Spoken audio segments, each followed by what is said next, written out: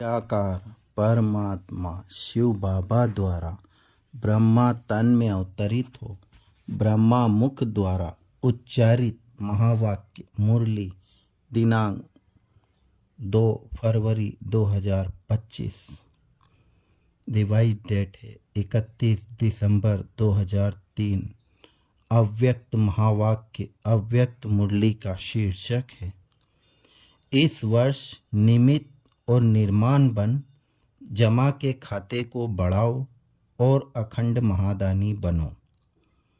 आज अनेक भुजाधारी बाप दादा अपने चारों ओर की भुजाओं को देख रहे हैं।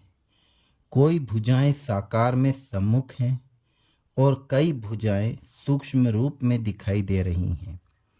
बाप दादा अपनी अनेक भुजाओं को देख हर्षित हो रहे हैं। सभी भुजाएं नंबरवार बहुत ऑलराउंडर एवर रेडी आज्ञाकारी भुजाएं हैं। बाप दादा सिर्फ इशारा करते तो राइट हैंड्स कहते, हाँ बाबा, हाजिर बाबा, अभी बाबा। ऐसे मुरब्बी बच्चों को देख कितनी खुशी होती।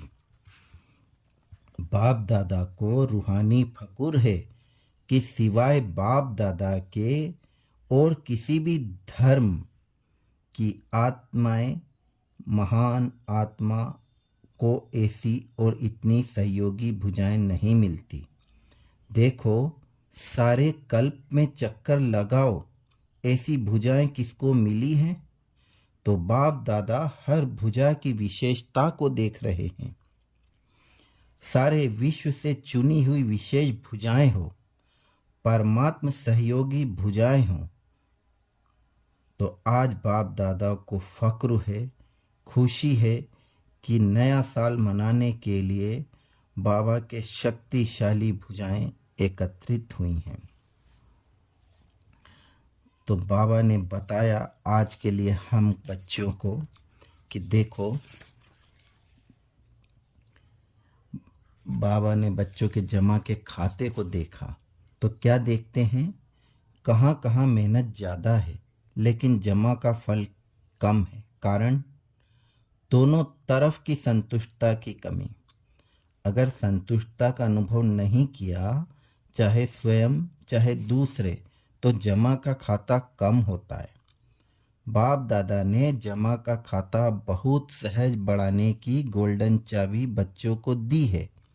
जानते हो वह चाबी क्या है? मिली तो है ना? सहज जमा का खाता भरपूर करने की गोल्डन चाबी है। कोई भी मनसा वाचा कर्म किसी भी सेवा करने के समय एक तो अपने अंदर निमित्त भाव की स्मृति, निमित्त भाव, निर्माण भाव, शुभ भाव, आत्मिक स्नेह का भाव, अगर इस भाव की स्थिति में स्थित होकर सेवा करते हो तो सहज आपके इस भाव से आत्माओं की भावना पूर्ण हो जाती है।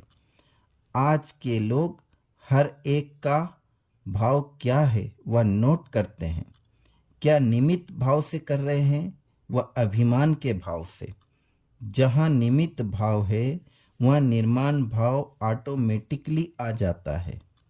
तो चेक करो क्या जमा हुआ, कितना जमा हुआ, क्योंकि इस समय संगम युग ही जमा करने का युग है।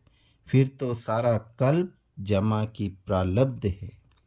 फिर आज मुरली से बाप दादा ने हम बच्चों को वरदान दिया। वरदान है, फरिश्तेपन की स्थिति द्वारा बाप के स्नेह का रिटर्न देने वाले समाधान स्वरूप भव। फरिश्तेपन की स्थिति में स्थित होना यही बाप के स्नेह का रिटर्न है। ऐसे रिटर्न देने वाले समाधान स्वरूप बन जाते हैं। समाधान स्वरूप बनने से स्वयं की व अन्य आत्माओं की समस्याएं स्वतः समाप्त हो जाती हैं। तो अब ऐसी सेवा करने का समय है, लेने के साथ देने का समय है।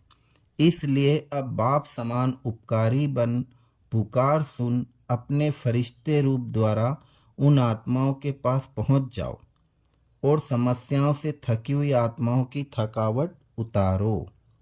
स्लोगन: व्यर्थ से बेपरवाह बनो, मर्यादाओं में नहीं।